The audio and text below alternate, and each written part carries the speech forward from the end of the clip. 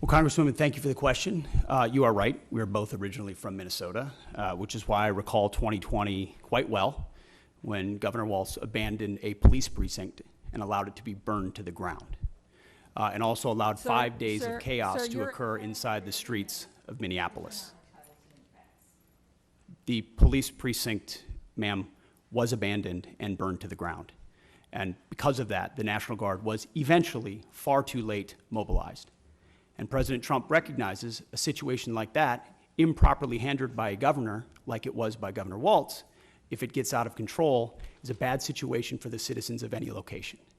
So in Los Angeles, we believe that ICE, which is a federal law enforcement agency, has the right to safely conduct operations in any state and any jurisdiction in the country, especially after 21 million illegals have crossed our border under the previous administration. ICE ought to be able to do its job, whether it's Minneapolis or Los Angeles. I have limited time. I asked a budget and they question. Are Could the Secretary please address the budget? Thank you. You asked about the situation in Los Angeles, and we believe ICE agents should be allowed to be safe in doing their operations, and we have deployed National Guard and the Marines to protect them in the execution of their duties, because we ought to be able to enforce immigration law in this country, unlike what Governor Walz did in 2020. There are 17,000 LAPD, you mentioned that. There would be 18,000 if not for the defund movement that folks like Gavin Newsom and Karen Bass have implemented.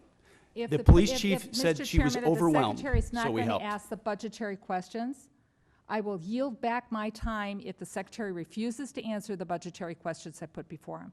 They're important. What training missions aren't happening?